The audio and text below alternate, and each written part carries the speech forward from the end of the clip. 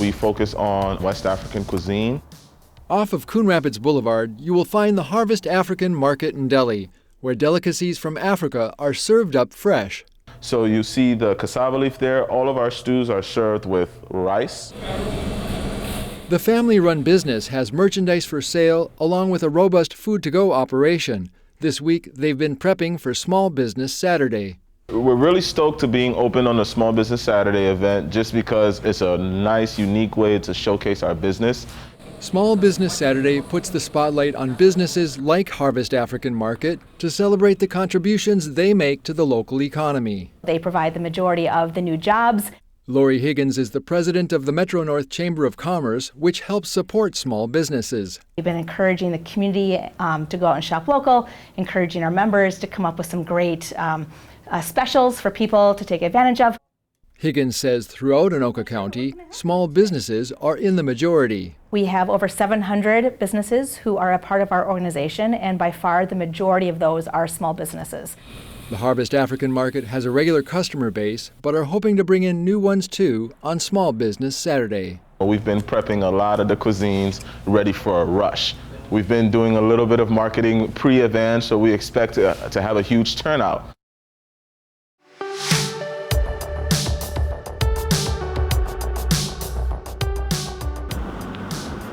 It's not every day that a tree grabs this much attention, but this isn't just any tree.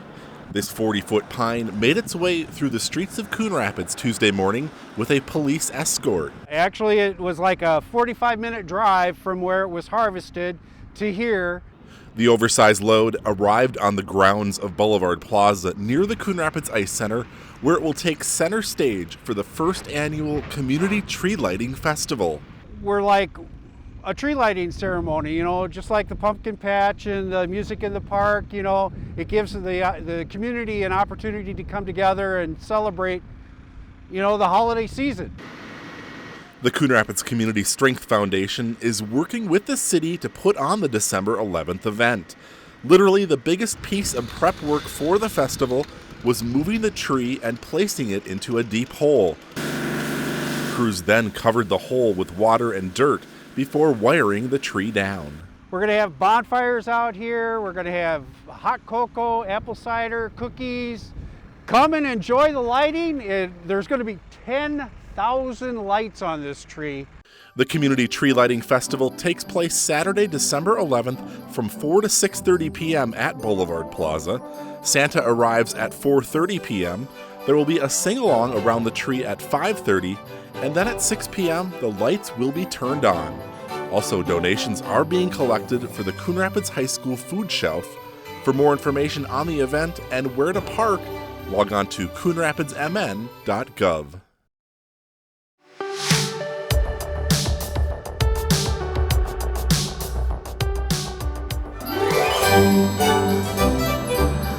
If you like to decorate for the holidays, here's a contest for you. The Coon Rapids Arts Commission is currently accepting entries for the 2021 Holiday Lighting Contest. There are 2 categories, one for moving light displays and one for non-moving displays.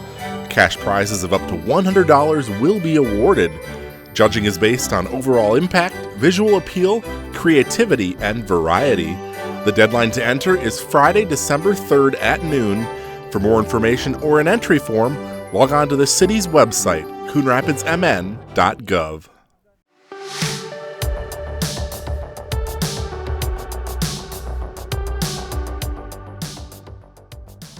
We are, I would say, the biggest electricity user in Coon Rapids. RMS Company manufactures precision parts for high-tech companies, including the medical device industry. They run a 24/7 operation, which uses enormous amounts of energy. Faced with rising energy costs, the company recently decided to go solar. It just worked out great, and the timing was right, just with electricity and pricing and such like that. So yeah, it just worked out really well. The newly installed solar array covers most of the rooftop. Electricians are working to connect the photovoltaic panels to the power grid. RMS executives say their return on investment will take less than 5 years. So the big thing is to find the right contractor. Since 2014, Coon Rapids has had a solar ordinance on the books.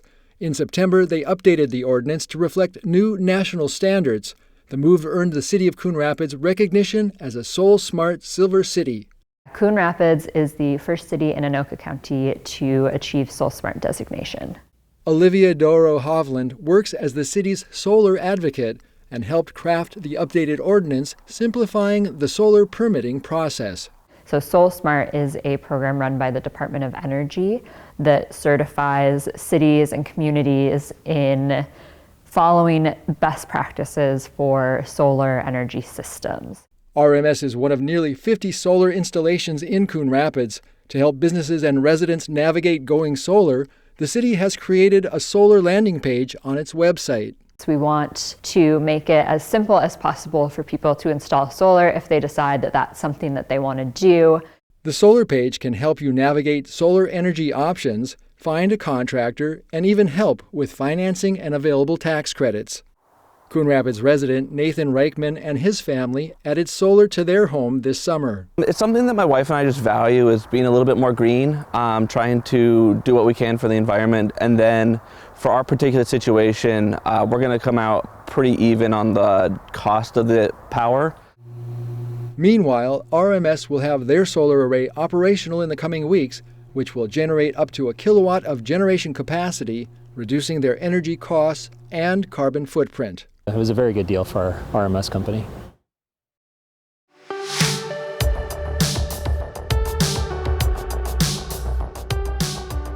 For the second straight year, the Coon Rapids Fire Department is partnering with the nonprofit organization Every Meal to help the hungry this holiday season. Free meal bags are now available for anyone in need at Fire Station 1 and Fire Station 2, no questions asked. They are located just inside the front door of both stations and available 24 hours a day, 7 days a week through the beginning of January. Each bag includes 4 to 5 pounds of nutritious, non-perishable food, including a variety of fruits, vegetables, proteins, grains, and entrees. Roseville Fire Department was the first fire department that I saw that was doing it, and I thought, what a great idea. Very, low impact for us to have to facilitate, and a great upside for the community. And again, last year we had, I think, upwards of 200 meals that were given out. Again, the free meal bags are available at both Fire Station 1, which is located off Egret Boulevard, and Fire Station 2, which is on 121st Avenue. The meals are available to anyone regardless of income or residency. The meals will be free to grab and go inside the front entry. No need to check in with the staff. For more information or other pickup locations across the metro, log on to everymeal.org.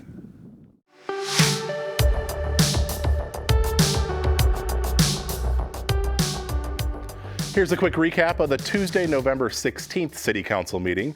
The fire department is one step closer to getting a new fire station. On Tuesday night, the City Council approved the preliminary and final plat for a new Fire Station 3, which will be located off Mississippi Boulevard and 111th Avenue on the old Cook Arena property. The new station will include a 32,000 square foot building with apparatus bays, administrative offices, a training room, hose tower, and more. The current Fire Station 3 off 113th Avenue was built almost 50 years ago and is in need of replacement. Groundbreaking for the new station is expected to take place in the spring. Construction will take just over a year to complete. 'Tis the season for holiday shopping, and local businesses need your support. Mayor Jerry Cook has proclaimed Saturday, November 27th as Small Business Saturday in Coon Rapids and urged residents to support small businesses and merchants. Small businesses employ more than 47% of employees in the private sector in the U.S. Speaking of businesses, a national discount retailer is looking to open its first store in Coon Rapids. This week, the City Council approved the preliminary and final plat for Dollar General, which is looking to build on the southwest corner of Hanson Boulevard and Coon Rapids Boulevard. Dollar General still needs site plan approval from the Planning Commission to move forward with the project. The discount retailer has more than 18,000 stores in the U.S. And that's a quick recap of the November 16th City Council meeting. As always, you can find the full meetings on cable or the CTN YouTube channel.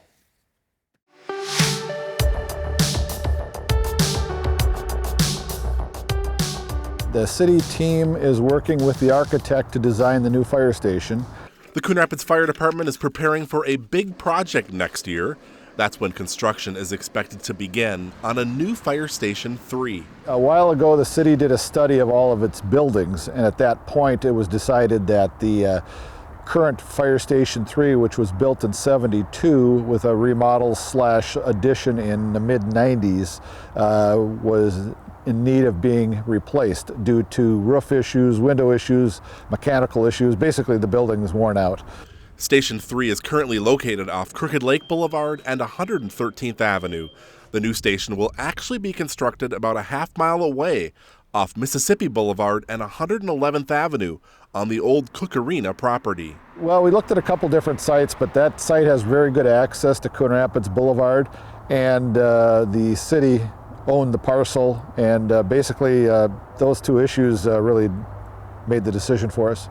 The new station will include a 32,000 square foot building with apparatus bays and administrative offices on the first floor, a training room and storage area on the second floor, and a control room and hose tower on the third level. Basically, when you see the station from the north, you'll see 2 bays separated from 4 additional bays. The 2 bays will be drive-through bays for our frontline trucks, our rescue truck and our engine. And then the remaining 4 bays will be storage like a tactical support vehicle, the spare engine, and a variety of other things. One of the key features of the new facility will include training aids built right into the station, including a hose tower that can be used for rappelling exercises. Construction is expected to start next spring and be finished about a year later. It's an exciting time. Again, the building, Station 3, has been through its useful life, so getting a building that's really a lot more functional and incorporates the cancer, the cardiac, the training, all that stuff into the building, it's really an exciting time for us.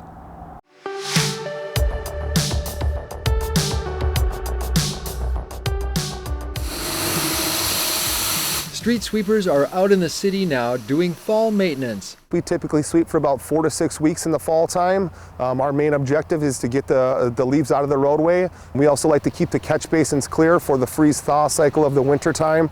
The more catch basins that we have to be able to drain, less freeze-thaw, less salt usage throughout the winter time. The brooms on the sweepers use water to help clean the streets. We use water just to kind of keep some of the particles down, and it helps us for a little bit better pickup.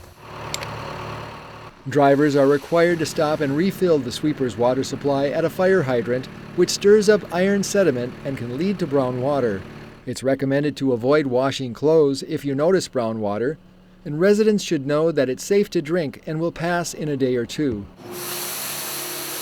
We ask that the residents do not blow any of their leaves into the roadway. Oftentimes we'll come back. We try to make it 2 to 3 times per season. We also ask that the residents keep their garbage cans behind the curb line and limit parked cars during street sweeping operations.